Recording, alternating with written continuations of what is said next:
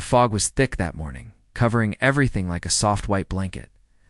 Hunter, a human scout, walked carefully through the alien forest. His boots crunching on the wet ground, he had been sent to explore this side of the planet for safety zones. But something felt wrong today. The air was too quiet, and even the birds weren't singing. Hunter slowed down. His hand resting on the side of his belt where his blaster was clipped, suddenly a sharp sound broke the silence. It was a scream high-pitched and desperate. Hunter turned fast, eyes scanning the trees. From between the trees a figure ran. Out small, fast, and clearly afraid. It was a girl, an alien girl. With violet skin, silver hair, and strange markings on her arms. She was barefoot and bleeding, her eyes wide with fear. Behind her came the sounds of shouting and feet stomping through the underbrush. Hunter didn't have time to think. The girl was heading straight toward him, and behind her, tribal warriors appeared. They wore masks made from bone and held bows with sharp black arrows. Their eyes were glowing faint red in the fog, making them look like demons from a nightmare. The girl saw Hunter and tried to stop, but she slipped and fell at his feet. Hunter stepped over her, pulling his blaster from his side, shouted, "Stay behind me!" But the attackers didn't stop, they fired. Hunter stood tall as the arrows flew. One hit his shoulder, another cut across his leg. The pain was sharp, but he didn't fall. He aimed and fired into the fog, not to kill, but to scare. The sound of his blaster echoed loud. A flash of blue light lit the trees. The warriors hesitated, unsure. A human. Here? And standing in front of their target? Hunter took a step forward, blood dripping from his arm. He raised his weapon again, breathing hard. The warriors shouted something in their alien tongue, then disappeared into the mist like shadows. The forest became silent once more. Only the sound of Hunter's breathing and the soft sobbing of the girl behind him remained. Hunter turned and dropped to one knee beside her. She looked up at him, trembling, her eyes filled with tears. She didn't speak his language, but her fear was clear. He reached out slowly. "Not wanting to scare her, it's okay," he said softly. "You're safe now." Her lip trembled, and then she leaned forward, resting her forehead against his chest. Hunter let out a breath, his strength fading. His legs gave way, and he fell onto the ground. The girl gasped and pulled at his arms, was trying to lift him, but he was too heavy. Blood soaked his clothes, and the arrows had gone deep. Still, he smiled at her, even as his vision started to fade. "You'll be all right," he whispered. "Just stay here." Darkness came quickly, wrapping around him like the fog. The alien girl sat beside him, her small hands pressed on his wounds. Trying to stop the bleeding, she looked around nervously, afraid the warriors would return, but no one came. She dragged branches and leaves over the opening of the small hollow they had fallen into, hiding them both from sight. All night, she stayed there. Her body curled against his, trying to keep him warm. Every few minutes, she checked his breathing, afraid it might stop when morning came. Her eyes were red from crying, but she had not left him. And then he stirred, just a small movement, but enough to bring hope back to her face. He opened his eyes slowly, confused and weak. The girl smiled for the first time. She didn't say a word, but reached into her cloth pouch and pulled out a small blue fruit. She held it to his lips, and he took a bite. It was bitter, but it gave him strength. Hunter looked at her again, studying her face. He didn't know who she was or why she had been running, but he knew one thing for sure. She had stayed. She had not left him alone in the forest, not even when she could have escaped. He gave her a weak smile and whispered, "Thank you," and though she didn't understand his words, she seemed to understand his meaning because she reached out and gently touched his face. Then, without a sound, she rested beside him again. In the thick fog of that alien world, two strangers had found something rare: trust. Neither of them knew yet how deep that bond would grow, or how much they would need each other in the battles to come. When Hunter opened his eyes again, he didn't know how many hours had passed. The fog was thinner now, and warm golden light filtered through the trees above. Pain still burned in his shoulder and leg, but something was different. He felt soft hands on his arms, small, careful hands. Trying to clean the blood, he turned his head slowly and saw her, the alien girl, still there. She had not run. She had not left. Instead, she had stayed by his side, protecting him in silence. She noticed him waking and quickly moved closer. Her silver hair was messy, her cheeks stained with dried tears, but her eyes were full of quiet strength. She gently held a large leaf, soaked in strange green liquid, and pressed it to his wounds. It stung, and he winced. She pulled back, worried, but he gave a small nod. "It's okay," he whispered. "Keep going." She didn't speak his language, but she understood. She went back to cleaning his wounds, patting his forehead when he groaned. Hunter tried to sit up, but his muscles refused. "Where are we?" he asked. But again, she didn't answer, only pointed around. The hollow they lay in was covered by a roof of woven branches and leaves. She had made shelter for them, a hiding place from the forest above. His blaster was gone, but then he noticed it beside her, cleaned and reloaded. She had done everything she could with what little she had. A girl no older than 15, still braver than most soldiers Hunter had fought beside. She pointed to herself, then tapped her chest gently. "Larry," she said. Her voice soft and musical. "Larry," Hunter repeated, nodding. He pointed to his chest. "Hunter." She tilted her head, then repeated it carefully. "Hunter?" They both smiled, even though neither fully understood the other. Something between them was beginning, something more than words. Larry tore strips of cloth from her own clothing to wrap his wounds. Her hands shook at times, but she kept going. She offered him strange roots to chew, a drink made from crushed berries. Each time he accepted, even when the taste was awful, because he knew what it meant. She wanted him to live. At night she didn't sleep. She sat near the entrance of their shelter, holding his blaster awkwardly in both hands. Every crack of a twig made her ears twitch. She was afraid, but not for herself. She was afraid they would come back, not for her, but for him. And still, she stayed once, in the middle of the night. He woke to a sharp cry. She had gasped in. Fear covering her mouth quickly, Hunter raised his hand slowly. Touching hers, Larry turned to him, tears in her eyes. He didn't ask why. He just held her hand. She sat beside him again, pressing her forehead gently to his. In that moment, the silence between them was filled with understanding. Neither of them belonged to this forest. Not anymore. They were hunted, both of them. But together, they had a chance. The next day, Hunter could move a little. Larry helped him sit up. Even made a crutch from a bent branch and twisted roots. He leaned on her shoulder, walking slowly, step by step. Each step was painful, but she never let go. She looked small and delicate, but her strength was fierce. As they moved through the forest, she guided him away from broken branches and hidden traps. At one point, they passed over a log and Hunter saw it. An old tribal symbol carved into the bark, a warning. He looked at her, and she nodded sadly. She was marked too hunted by her own kind. But why? Why was this gentle girl chased like an animal? That night, when they stopped again near a waterfall, Hunter asked softly, "Why are they after you?" Larry said nothing at first. Then she drew lines in the dirt stick figures. A human and an alien shaking hands. More figures around them with angry faces and arrows. Then she drew herself, standing between them, arms out, trying to stop. The fight, Hunter understood. She had tried to protect a human once before and was punished for it. Now, again, she had done the same. He looked at her, injured, tired, and still willing to stand beside him, and he realized something deep in his chest. He owed her more than just thanks. He owed her his life. Before sleep took him that night, he whispered again, "I won't leave you, Larry." She didn't understand the words, but she smiled anyway, in a world that wanted them both gone.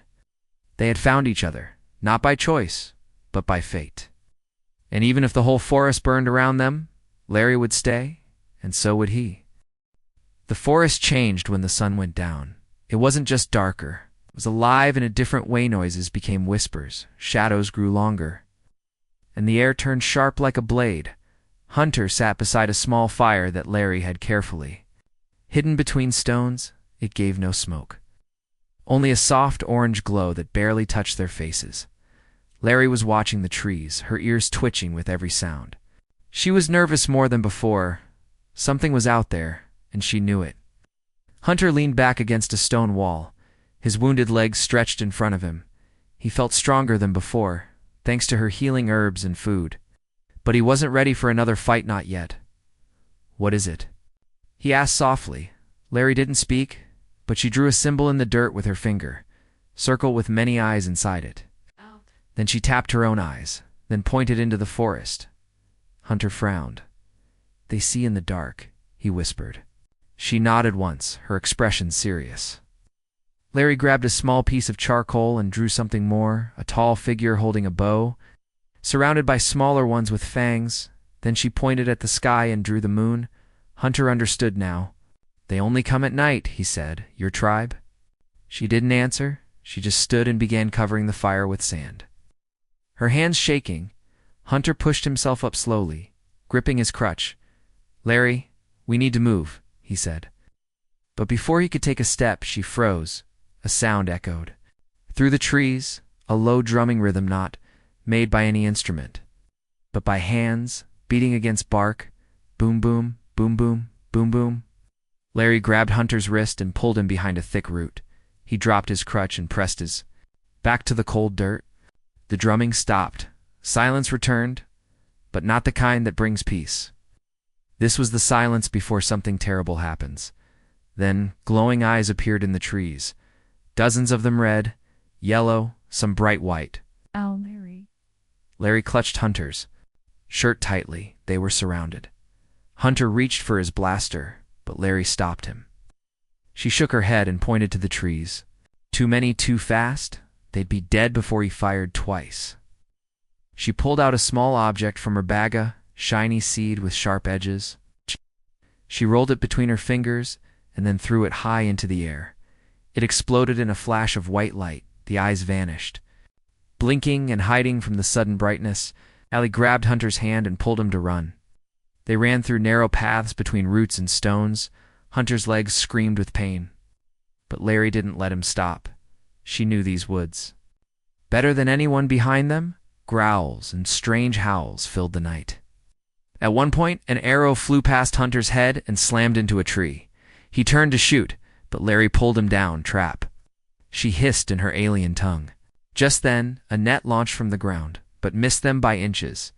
They reached a cave hidden by a waterfall. Larry pushed him inside, then covered the entrance with vines.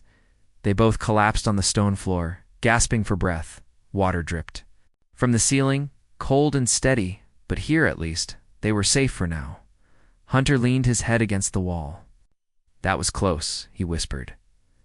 Larry sat beside him, silent. Then she reached into her pouch and pulled out something wrapped in leaves, a piece of meat. Dried and seasoned, she gave it to him, and he took it, hands still shaking.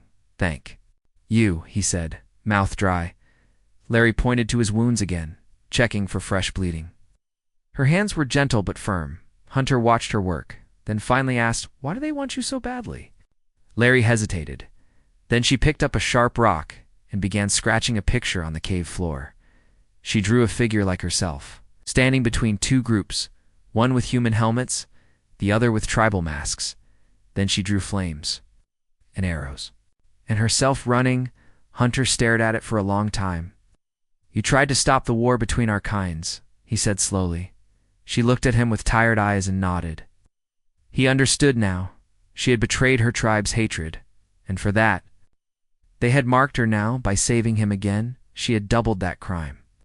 She was hunted, not just as an enemy, but as a traitor, and still. She stayed beside him, risking everything. Hunter reached out and took her hand. "You didn't have to help me," he said, "but you did."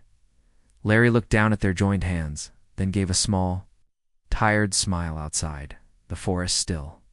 Growled and waited, but inside the cave, for one short moment, they had peace.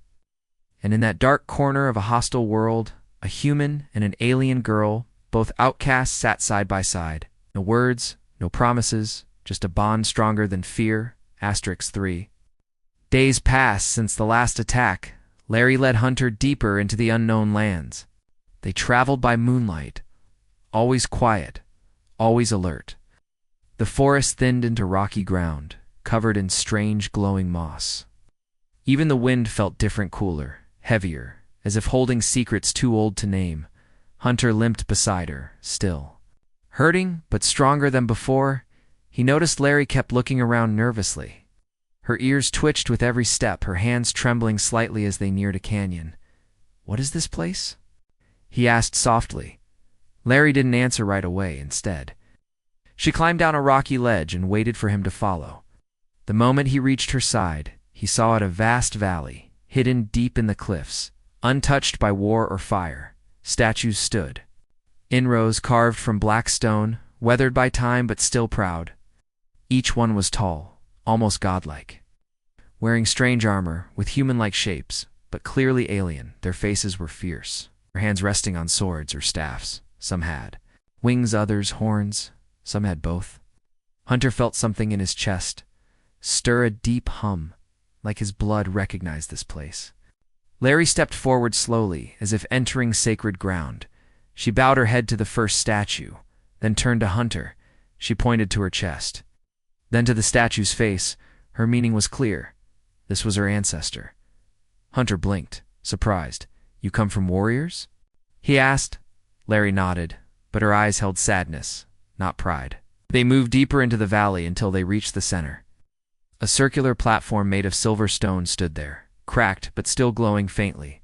In the middle was a pool filled with liquid that shimmered like stars trapped in water. Larry knelt beside it and dipped her fingers in, then held them to his wounds. He hissed in pain, but the burn faded quickly, replaced by warmth. Larry said her first words in hours, soft, sacred words in her own tongue. Then she looked at him, gently pushed his shoulder, and pointed at the pool. "You want me to get in?" he asked, confused. She nodded once. "Will it heal me?" Another nod, but slower this time, and her eyes were worried, almost afraid. Hunter stepped to the edge of the pool. The water glowed brighter as he got closer, and he felt his skin tingle. One breath, one step, and then he sank into the pool. It was neither cold nor hot, but something else, alive, aware, watching.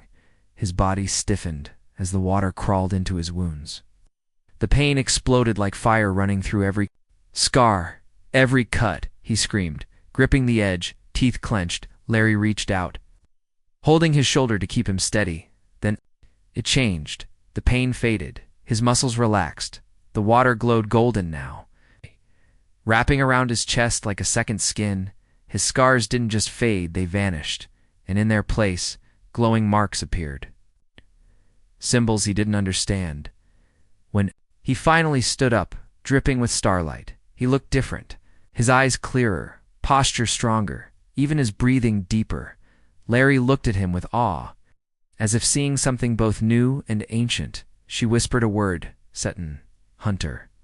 Didn't know what it meant, but the way she said it made his heart pound. "What is this place really?" he asked again. Larry picked up a broken spear from the platform and handed it to him. It was light but unbreakable, pulsing faintly in his grip. Then she pointed to a carving on the wall, an image of a human and alien standing together, facing monsters. Larry placed her hand on her chest again, then on his, then bowed. Hunter realized what she meant. This place wasn't just for her people. It was built for unity, made long ago when humans and aliens fought side by side, and now, after centuries, someone had returned to wake it up. Someone who bled for an alien girl, who stood between death and mercy. Hunter, he looked at the glowing pool once more and whispered, "I'm not just healing here, am I?"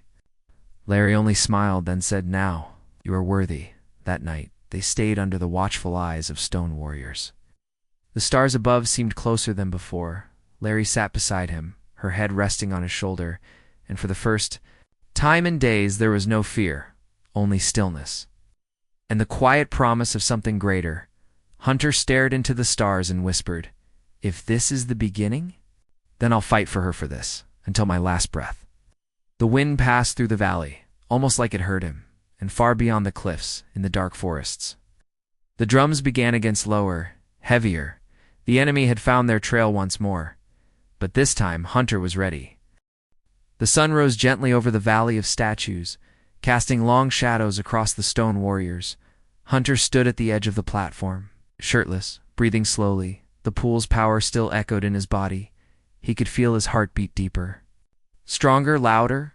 Larry stood a few steps behind him, watching with quiet awe. His wounds were gone, but the glowing marks remained symbols along his chest and arms, ancient and unknown.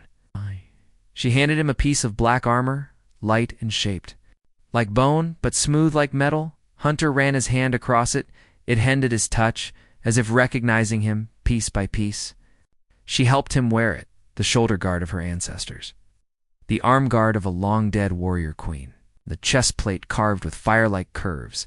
It didn't just protect, it fit him, as though it had waited centuries for this moment.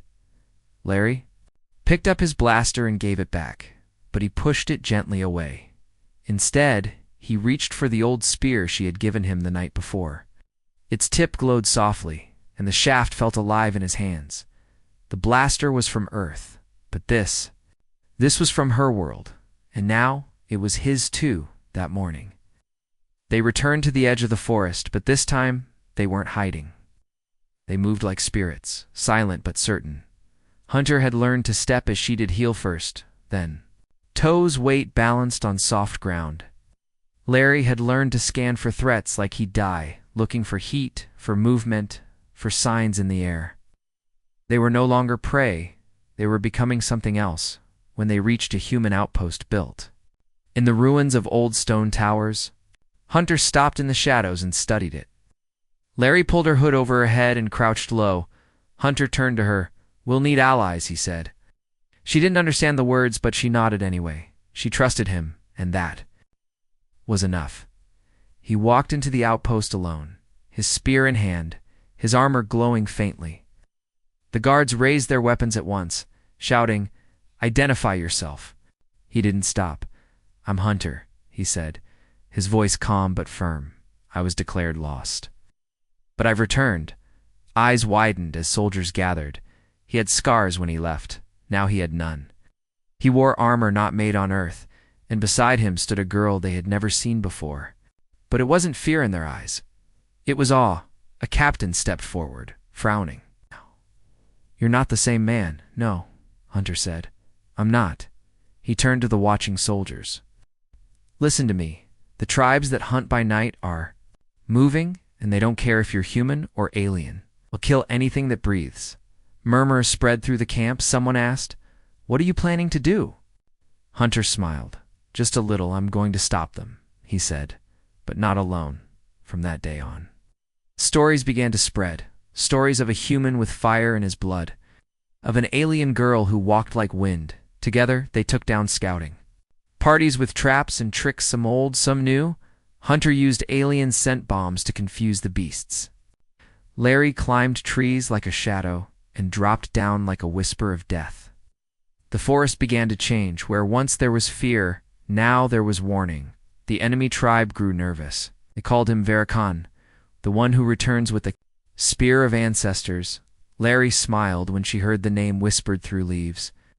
She didn't tell him what it meant at first, but one night by the fire, she leaned close and said in her quiet voice, "Veracon means the chosen who protects."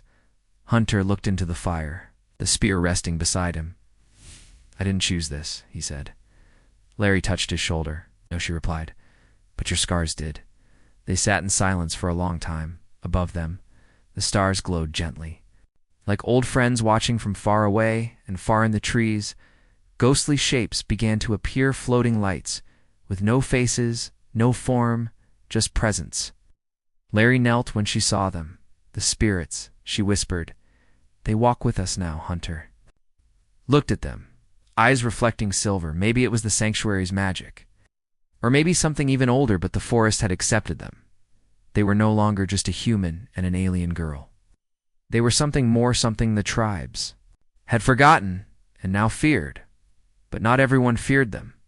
A small group of young alien rebels came forward, asking to join.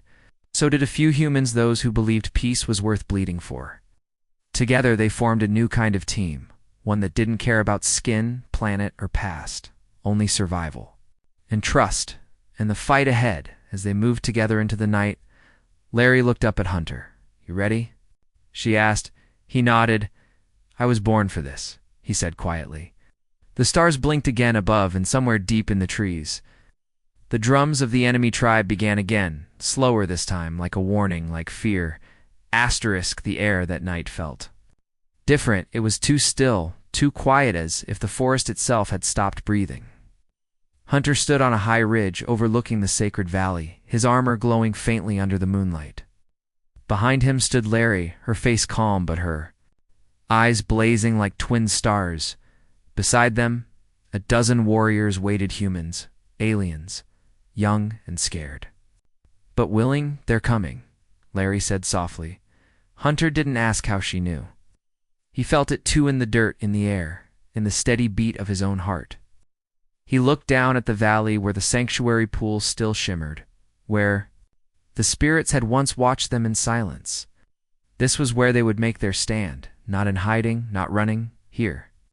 In the place that gave him back his strength and gave Larry back her name, this is where they would say no more. He turned to the others and spoke simply.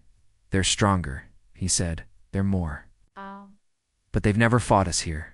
They've never fought us." Together, no one cheered.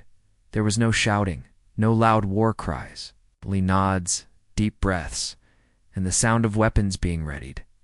They all knew what was coming. Then the drums began, not soft this time, loud and angry, echoing off the stone cliffs. Boom, boom, boom, boom, boom. The trees shook as the enemy tribe emerged. Hundreds of them, faces painted, torches in hand, some rode beasts. Others carried massive bone blades or flame arrows. They had come not just to kill but to erase. Larry stepped beside Hunter and drew her curved dagger. Her hands didn't shake this time. She had made peace with what she was, not just a runaway, not just a traitor, but a protector. The battle began with a scream, not from the enemy, but from Larry. She rushed forward, leading the charge. A blur of silver hair and firelight, Hunter followed, his spear glowing brighter with every step. The two forces clashed in the center of the valley like waves crashing against stone. Screams filled the air, arrows flew, blades clashed, and fires roared. Hunter fought with purpose, not anger. He blocked an axe with his arm guard and drove his spear into the ground, triggering a hidden trap Larry had set earlier. The earth exploded, sending enemies flying. Larry danced through the fight like wind through trees. She struck fast, disappeared, then reappeared behind her attackers. Each movement was sharp, graceful, unstoppable. She had trained all her life for this moment, not to destroy, but to defend. But the enemy was relentless. More and more came. Hunter was bleeding from the arm, his chest plate cracked, his breath heavy. Then he saw her, Larry, cornered by 3 war chiefs, each taller than her by 2 heads. Without thinking, he ran. He jumped over flames, ducked under spears, and threw himself in front of her. One arrow struck his back, another grazed his side, but he didn't stop. He stood in front of her, shield raised, blood running down his arm. Larry shouted something in her language, almost like a plea, but Hunter shook his head. "I made a promise," he said. "You live, no matter what." Together they stood back to back, fighting like they were one. Blades flew, dust rose. The pool behind them glowed brighter and brighter, almost as if it was watching. Remembering, one of the war chiefs stepped forward, giant and cruel, his face marked with red scars. He raised a flaming hammer and charged. Hunter met him head on. Spear and hammer clashing with a thunderous sound, the force knocked both men back, but Hunter stood again, even as the ground shook beneath him. He looked into the eyes of the warrior who had hunted Larry for years, and he whispered, "Not this time." With a roar, he strewed winds, twice, then a third time. The spear pierced the war chief's chest and he fell. Silence fell over the valley. The enemy warriors paused, seeing their leader defeated, and then they began to retreat. Slowly, one by one, like smoke fading into the trees. Larry dropped to her knees beside Hunter. Tears mixing with dirt on her face, he collapsed. In her arms, breathing hard. "I'm still here," he whispered, smiling through pain. Larry held him tightly, not speaking, just holding him as the sky began to lighten with dawn. The others began to gather, quiet and stunned. They had survived, not because of power or numbers, but because two souls refused to give up on each other. The battle was over, but the story was only beginning. The sun rose slowly over the battlefield. Light touched the broken ground, the shattered weapons, the blood-stained stone, but it also touched something new. Peace. Hunter lay on the stone steps of the sanctuary pool. His eyes half closed, his body was bruised and bloody, his armor cracked, his hands shaking, but he was alive, and beside him, Larry knelt. Gently pressing clean cloth to his wounds around them, the valley had changed.